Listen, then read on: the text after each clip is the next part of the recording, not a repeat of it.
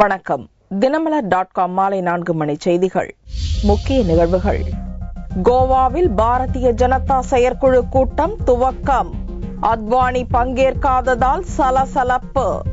பாமக அங்கீகாரத்தை ரத்து செய்ய கோரி வழக்கு. தேர்தல் கமிஷனுக்கு சென்னை ஹைகோர்ட் நோட்டீஸ். மும்பையில் வங்கி கட்டிடத்தில் திடீர் தீ விபத்து. மூச்சு திணறி 4 ஊழியர்கள் பரிதாப சாவு. விரிவான செய்திகள்.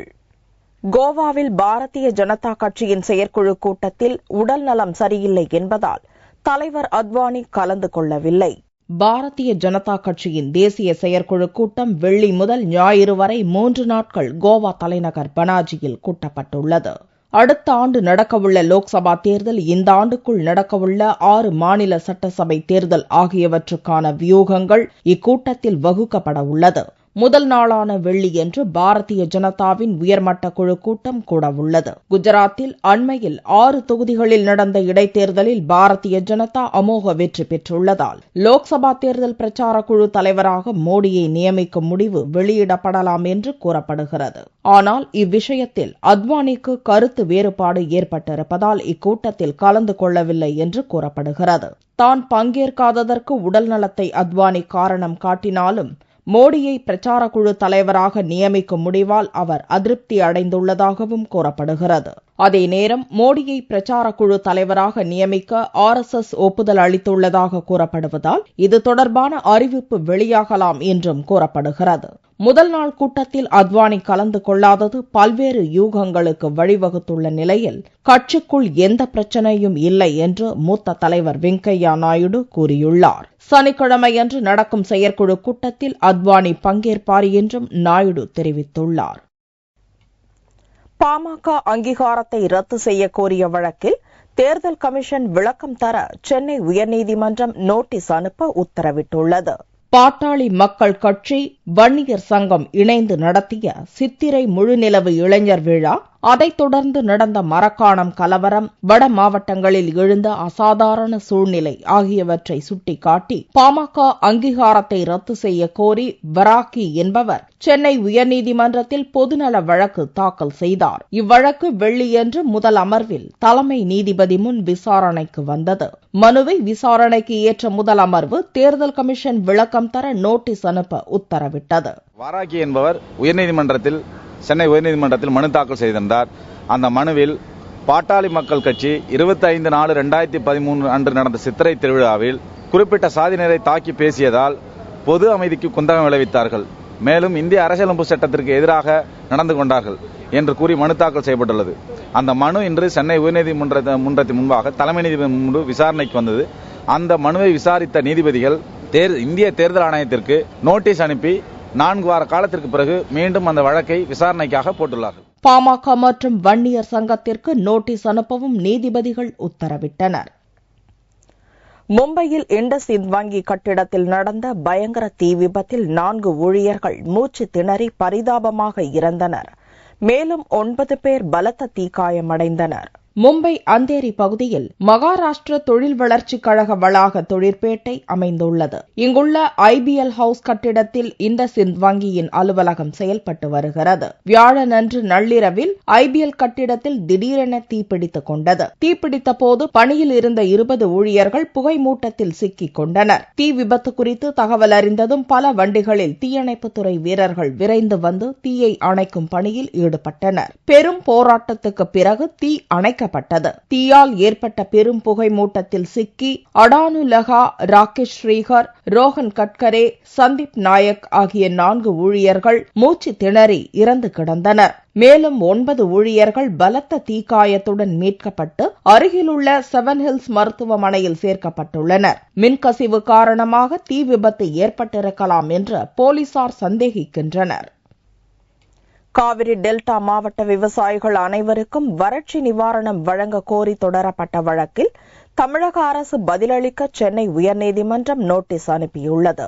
சென்னை உயர்நீதிமன்றத்தில் நாகை மாவட்டத்தைச் சேர்ந்த கல்யாண சுந்தரம் என்ற விவசாயி ஒரு மனு தாக்கல் செய்திருந்தார். காவிரி டெல்டா மாவட்டங்களில் 10 லட்சம் விவசாயிகள் காவிரி நீர் இல்லாமல் பாதிக்கப்பட்டுள்ள நிலையில் 1,75,000 பேருக்கு மட்டுமே வறட்சி நிவாரணம் அளிக்கப்பட்டுள்ளதாக மனுவில் கூறப்பட்டுள்ளது. நெற்பயிருக்கு மட்டுமே நிவாரணம் வழங்கப்பட்டுள்ளதாகவும் வாழை, கரும்பு உள்ளிட்ட பிற பயிர்களுக்கு நிவாரணம் வழங்க வேண்டும் என்றும் பயிர் காப்பீடு தொடர்பாக விளக்கம் தர வேண்டும் என்றும் பாதிக்கப்பட்ட அனைவருக்கும் நிவாரணம் கிடைப்பதை உறுதி செய்ய வேண்டும் என்றும் அந்த மனுவில் கூறப்பட்டிருந்தது. இம்மனு வெள்ளியன்று தலைமை நீதிபதி ராஜேஷ் அகர்வால் சத்யநாராயணா முன் விசாரணைக்கு வந்தது.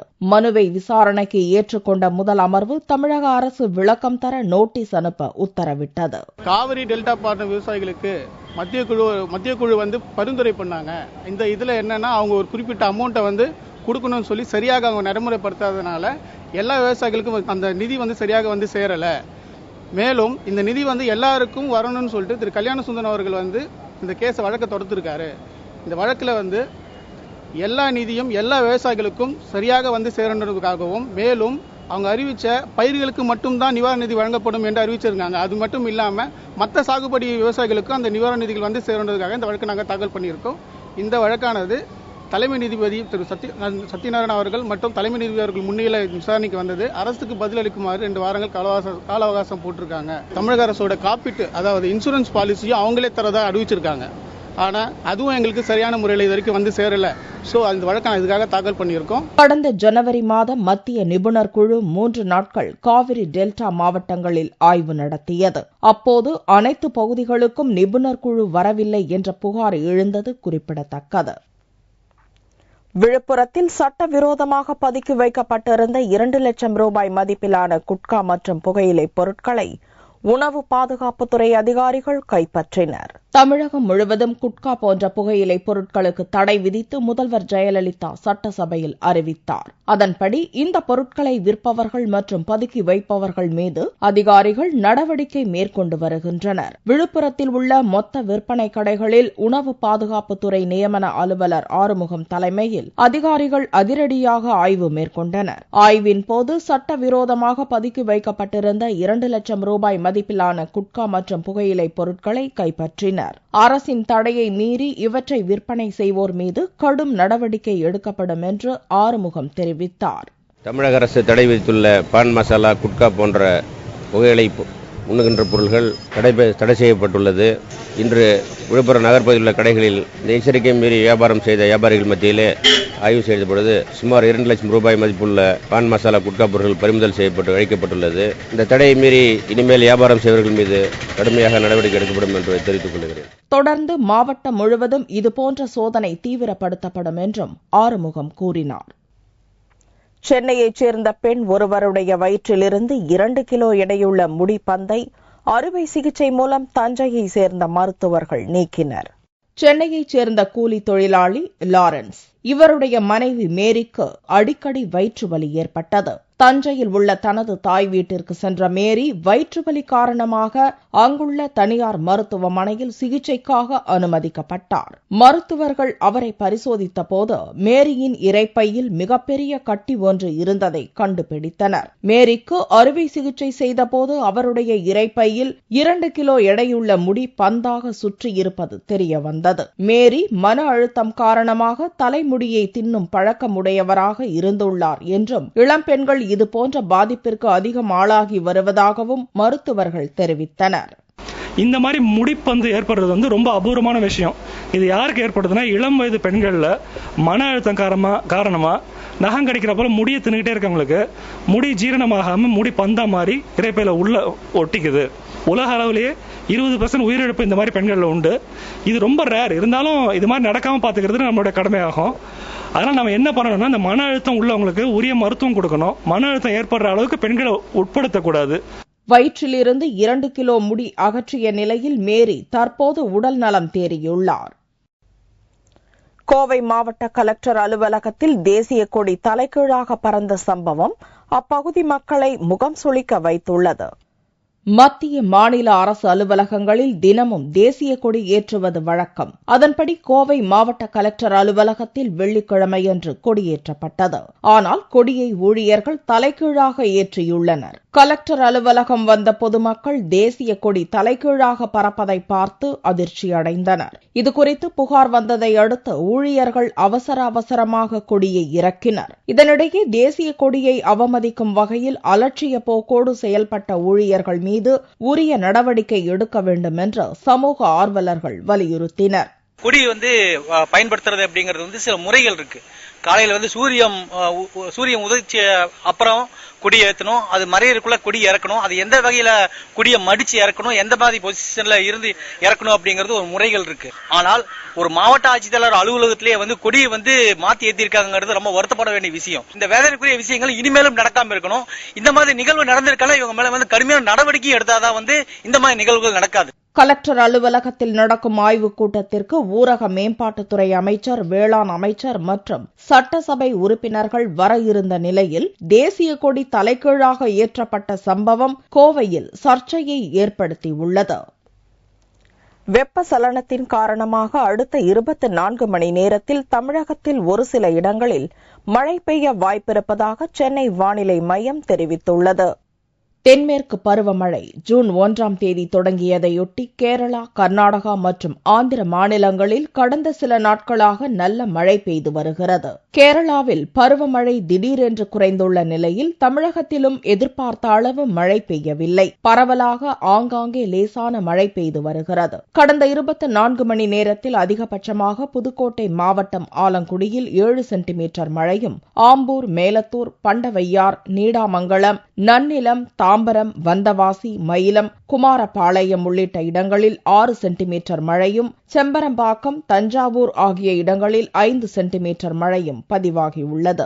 வெப்பச்சலனத்தின் காரணமாக அடுத்த 24 மணி நேரத்தில் தமிழகத்தின் வட மாவட்டங்களில் ஒரு சில இடங்களிலும், தென் தமிழகத்தின் ஓரிரு இடங்களிலும் லேசான மழையை எதிர்பார்க்கலாம் என்று சென்னை வானிலை மையம் தெரிவித்துள்ளது.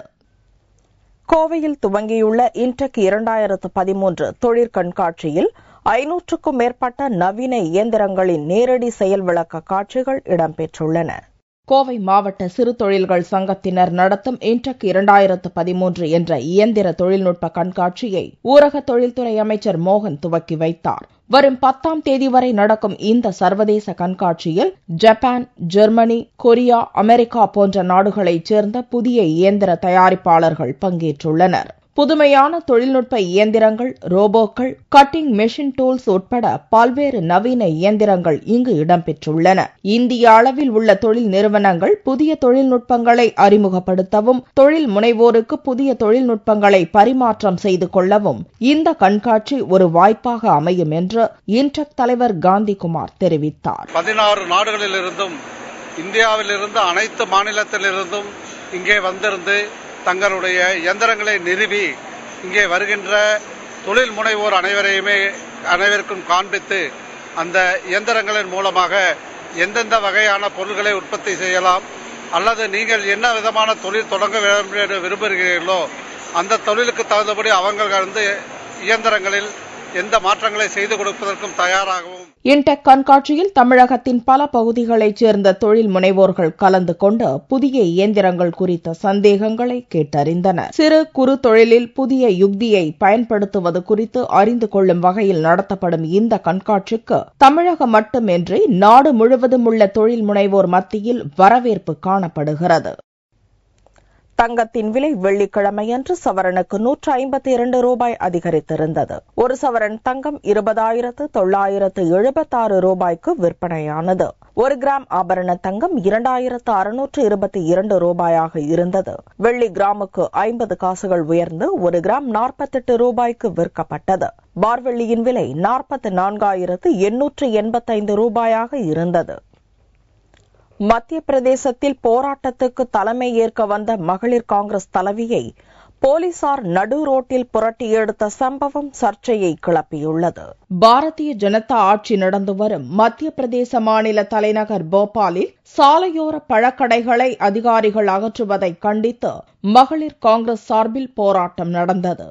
அப்போது போராட்டக்காரர்களுக்கும் போலீசாருக்கும் வாக்குவாதம் ஏற்பட்டது. மொரேனா மாவட்ட மகளிர் காங்கிரஸ் தலைவி ஊர்மிளா குர்ஜாரை பெண் போலீசார் சூழ்ந்து கொண்டு அடித்து துவைத்து விட்டனர். அடி தாங்காமல் சாய்ந்த ஊர்மிளாவை கைது செய்து குண்டுக்கட்டாக போலீஸ் வேனில் ஏற்றிச் சென்றனர். அதோடு அமைதியை குலைக்க முயன்றதாக ஊர்மிளா மீது போலீசார் வழக்கு பதிவு செய்துள்ளனர். அமைதி வழியில் போராட்டம் நடத்த வந்த பெண்கள் மீது போலீசார் மிருகத்தனமாக நடந்து கொண்டதாக காங்கிரஸ் தலைவர்கள் கடும் கண்டனம் தெரிவித்துள்ளனர். மீண்டும் செய்திகள் இந்திய நேரப்படி இரவு 8 மணிக்கு. வணக்கம்.